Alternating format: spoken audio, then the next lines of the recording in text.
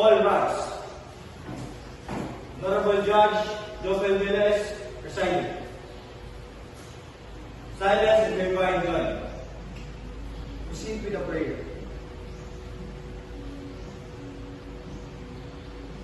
Amen.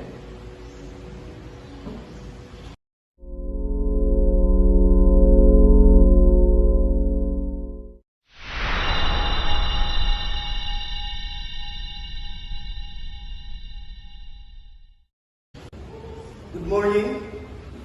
Please be seated. Call the case. Criminal case number 2025 XYZ People of the Philippines versus AJ Rizal for the violation of Public Act 9165. Mr. Rizal, please approach the bench together with counsel.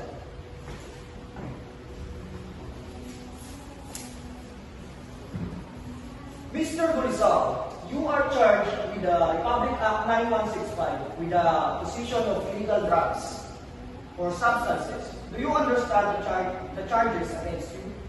Yes, Your Honor. Yes, Your Honor. We have received a copy of the information. Very well. Mr. Rizal, how do you plead? Guilty or not guilty? Not guilty. The accused pleads not guilty. Fiscal McKinley, do you have any preliminary matters, please? Not, Your Honor. We are ready for pre-trial. Attorney Aquino, We are also ready, Your Honor. very well. Arraignment concluded. Let's see this case for pre-trial. Clerk, please coordinate with both parties for a pre-trial date. Yes, Your Honor.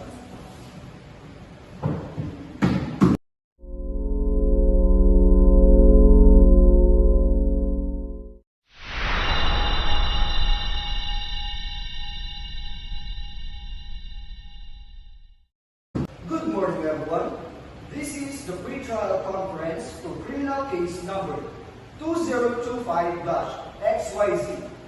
People of the Philippines versus AJ Bulisao. Appearances? Christian McLean for the people, Your Honor. Judge Aquino, counsel of the accused, Your Honor. All right. Fiscal, what matters do you wish to take up? Your Honor, we would like to stipulate on the existence and due execution of the police report and the chain of custody of the evidence. We are ready to stipulate on the existence of the police report, Your Honor, but we contest the chain of custody. Very well. No time. Any other stipulations? We also intend to present three witnesses: the arresting officer, the forensic analyst, and the informant. We intend to present Mr. Bulisao himself as a character witness. Have you marked your exhibits? Yes, Your Honor. Yes, Your Honor. Okay. Let's proceed to discuss the possibility of a plea bargain. Fiscal, is the prosecution open to plea bargain? Your Honor, considering the evidence, we are open to plea bargain to a lesser offense, perhaps the possession of paraphernalia for illegal drugs.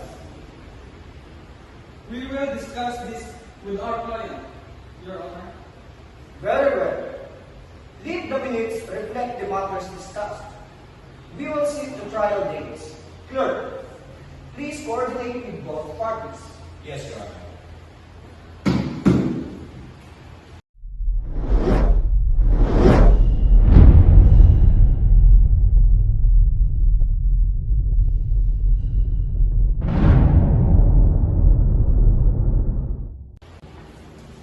Fiscal, Attorney Aquino, it's clear both of you are acting in good faith. The arraignment ensured Mr. Bulisao understood his rights. The pre-trial clarified the key issues. The chain of custody is your main contention. Attorney Aquino? Yes, Your Honor. We believe the evidence was mishandled. Fiscal, be prepared to present a clear chain of custody. This pre-trial has focused the trial on this critical issue, saving time and resources. We understand, Your Honor. We will ensure our evidence is well presented. Good. By clarifying these issues early, we protect Mr. Bulisao's right to a fair and speedy trial. We avoid unnecessary delays and ensure justice is served efficiently. We appreciate the court's diligence, Your Honor. Okay, let's ensure this case proceeds swiftly and fairly.